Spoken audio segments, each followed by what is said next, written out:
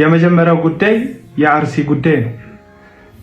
በአርሲ ውስጥ አንዳንድ ጽንፈኛ አክራሪ ኃይሎች የኢትዮጵያ ኦርቶዶክስ ቤተክርስቲያን ምዕመናንንና ካህናት አገልጋዮችን እየገደሉ እንደሆነ በስፋት እየሰማን ነው።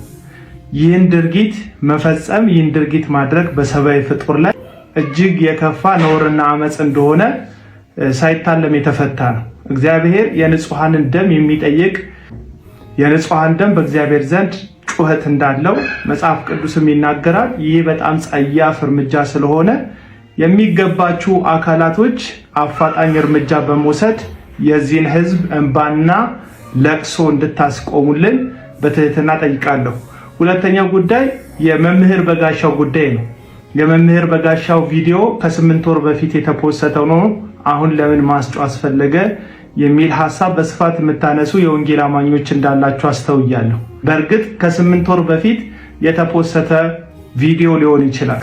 አመጽነቱና ጸያፊነቱ ግን ከ8 ወር በፊት ተፖሰተ ከ8 ዓመት በፊት ልዩነት አይፈጥርም። የሻሸመኔ አካባቢና ነዋሪዋ በተቀሰቀሰ አመጽ ምክንያት የቤታቸው መንደድ ከመኖሪያ ቦታቸው መፈናቀላቸው በቦታው ላይ የደረሰው ግፍና መከራ ምንም 5ም 6ም ዓመት ቢያልፈውም አሁንም ግን ጠባሳው ሆኖባቸው በህሊናቸውና በልባቸው ላይ የተጻፈ ሐዘን ያስከተለባቸው ዜጎችና ህዝቦች እንዳሉን መረሳት የለበትም። በጋሻው ከ8 ወር በፊት ባገለገለበት ወይም አገለግላለሁ ብሎ በቆመበት ምስባክ ላይ የ5 ዓመትና 6 ዓመት ታሪክ አንስቶ ለኔ ሲዲ መቃጠል እግዚአብሔር ባሪያው ስለሆንኩ ነው ይህንን በቀል የተበቀለልኝ የሚል ፍጹም ከመጽሐፍ ቅዱስ የራቀና እግዚአብሔራዊ ምህረት የሌለውን ሐሳብ ሲሰጥ ከ8 ወር በፊት እኮ ነው የተናገረው። ለምን ዛሬ ትናገራላችሁ ብላችሁ ግፍን 8 ወር ወደፊት ስለራቀ ግፍን ለማደብዘዝና አለመሆኑን እያወቃችሁ ልክ ካልሆነ ነገር ጋር ለመቆም የምትጣጣሩ ሰዎች እግዚአብሔር ይገስጻችሁና። በጋሻው እጅግ ጸያፍ የሆነ ንግግር አመጽን የተናገረው። ስለዚህ ይህንን ህዝብ ከቻለ ይቅርታ መጠየቅ አለበት። ያም ግን የተናገረው ነገር ሁሉ የወንጌላውያን ሁሉ አቋም እንደሆነ ለማስመሰል ለኦርቶዶክስ ካላችሁ ከፍተኛ ጥላቻ የተነሳ በየኮመንቱ የምትረባረቡ ይህንን እኩይ ድርጊት የሚቃወሙ ጥቂት የሆኑ አማኝ ክርስቲያኖችን ልክ ለኦርቶዶክስ እንዳሽቃበጡ ለኦርቶዶክስ እንደወገኑ አድርጋችሁ ልታንኳስሱ ልታሳፍሩ የምትፈልጉ ሰዎች ራሳችሁ ልታፍሩ ራሳችሁ ልትንኳሰሱ የሚገባችሁ እንደሆናችሁ ላሳስብ ፈልጋለሁ። አመጽ የትኛውም ሃይማኖት ላይ የትኛውም ዜጋ ላይ ሲደረግ ልክ ሊሆን የሚችልበት መጽሐፍ ቅዱሳዊ ሰብአዊ መሰረት የለውም ብዬ ነው ማምነው። ሰላም ሁኑ። ባይዘው ከኦርቶዶክስ ወገኖቻችን ጋራ ያለን የአስተምህሮ ልዩነት እንጂ የደም ጠላትነት ቪዲዮ ክርስቲያኖች ሁላችሁ ማለትም የወንጌል አማኞችም ኦርቶዶክሳውያኖችም ካቶሊክም ካላችሁ ካቶሊካውያኖች ጭምር ኮፒ ሊንክ ሪፖስት እና ሼር አድርጉ። በተለይ 50 ጊዜ ኮፒ ሊንክ አድርጉ። በዚህ ጉዳይ ላይ ተመልሼ እመጣለሁ አላሰብኩም ነበር። ነገር ግን አንዳንድ ነገሮችን በጣም የሚያሳዝኑ ነገሮችን በተለይ ከወንጌል አማኞች ሳይድ ስለመጡ ስላየው ነው የመጣሁት። ከኦርቶዶክስ ወገኖቻችን ጋራ ያለን የአስተምህሮ ልዩነት እንጂ የደም ጠላትነት ወይ ደግሞ የተለያየ አይነት በክፉ ነገር የመፈላለግ ጠላትነት ብዬ አላምንም። እኔ በግሌ እዚህ ቲክቶክ ላይ ስመጣ የንጽጽር ነገር መለኮትን ለመስራት ስመጣ ያ በአስተምህሮ ጉዳይ ላይ ብቻ ነው ለመምጣት የምፈልገው እንጂ የመጣሁትም እስከዛሬ እንደዛ ነው ብዬ አስባለሁ እንጂ ኦርቶዶክስ ወንድሞቼ እንዲጠፉ ወገኖቻችን እንዲጠፉ የሆነ ጥቃት ሲደርስባቸው ልል እሰይ ይበላቸው የዘሩትና ያጨዱት እንደዚህ ነው እንደዛ ነው ለማለት አይደለም።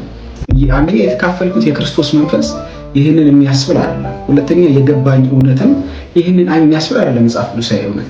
ከዛ ውጪ ደግሞ እንዲያው ማንበብ የፊደል መቁጠር በእድሜ መጨመር እኮ እንዲያው እንኳን ከዚህ ነገር ነፃ ሊያደርገን ይገባል ብዬ አምናለሁ።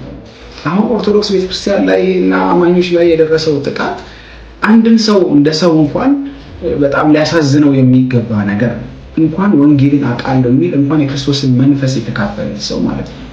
እና በጣም ነው ያፈርኩት አንዳንድ ቪዲዮ ሲንቀሳቀስ ስላየሁኝ ማለት ነው። በተለይ ራሳችሁን የወንጌል አማኝ አገልጋይ አድርጋችሁ ያሰባችሁ ሰዎች ያደረጋችሁት ነገር የሚያሳፍር ነገር ነው። እና እኛንም አትወክሉንም ፎር ዛት ማተር። ነገር ግን ያደረጋችሁት ነገር ጥፋት ነው እና አይደረግም። ሲሆን ያዘንን ማጽናናት ነው የክርስቶስ መንፈስ።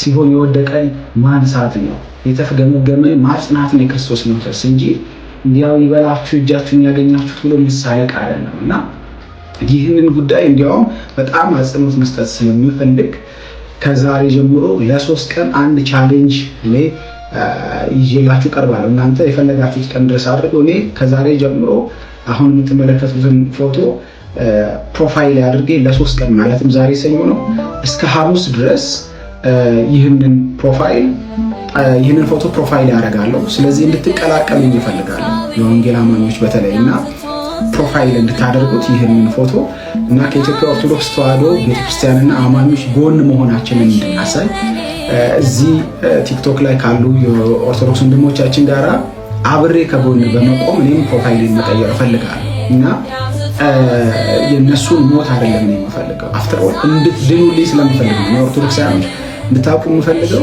በአስተምህሮ ጉዳይ እንኳን ያለንን ልዩነትና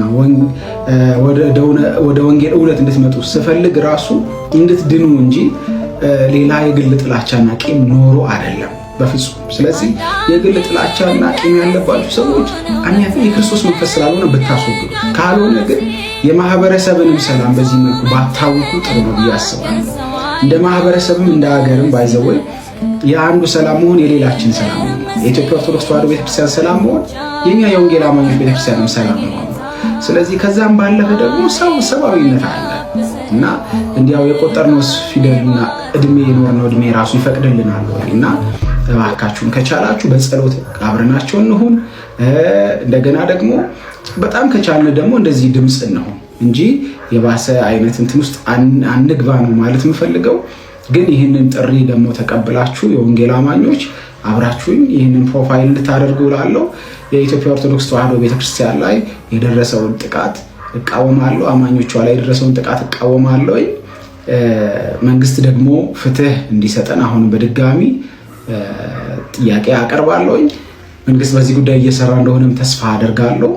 ብሩካን ናችሁ፣ ኑሩልኝ። ፍትህ በአርሲ በግፍ ለተገደሉ ኦርቶዶክሳውያን። እኔ የወንጌል አማኝ ነኝ ወይም ፕሮቴስታንት ነኝ። ነገር ግን እንደዚህ አይነቱን ግፍና እንደዚህ አይነቱን ሰቆቃ ለመቃወም የግድ ኦርቶዶክሳዊ መሆን አይጠበቅብኝም። በመጀመሪያ ደረጃ ሰው ብቻ መሆን በቂ ነው። እንደዚህ አይነቱ አስጸያፊና አሰቃቂ ነገር ለመቃወም ሌላው ኢትዮጵያዊ መሆንም በቂ ነው። በጣም አስፈላጊ ከሆነ ደግሞ ከምንም በላይ መንፈሳዊ መሆን ይህንን ነገር ለመቃወም በቂ መሰረት አለን ብዬ አስባለሁ። የክርስቶስም ትምህርት ነው፣ መጽሐፍ ቅዱሳዊ ትምህርት ነው። ግፍን መቃወም ለተጨቆኑት ድምፅ ነው። ስለዚህ ለመንግስት ጥሪ አቀርባለሁ በዚህ ጉዳይ ላይ ፍትህን እንዲያሰፍንልን ማለት ነው። አሁን በሃይማኖት በኩል በተለይ ክርስትናው ላይ ደግሞ ኦርቶዶክሱ ላይ ፕሮቴስታንቱ ላይ የተለያየ አይነት ጥቃትን መስማት በጣም የተለመደ ነገር ሆኗል እና አይኖ መንግስት በዚህ ጉዳይ እየሰራ እንዳለ አውቃለሁ። ደግሞም አሁንም ይህን ነገር መንግስት ተከታትሎ ፍርድ እንደሚያቀርብልን ፍትህን እንደሚያሰፍንልን ተስፋ አደርጋለሁ። ስለዚህ በአርሲ በኦርቶዶክሳውያን ላይ የደረሰውን ግፍ እቃወማለሁ። ደግሞ ፍትህን ደግሞ ከመንግስት እጠይቃለሁ።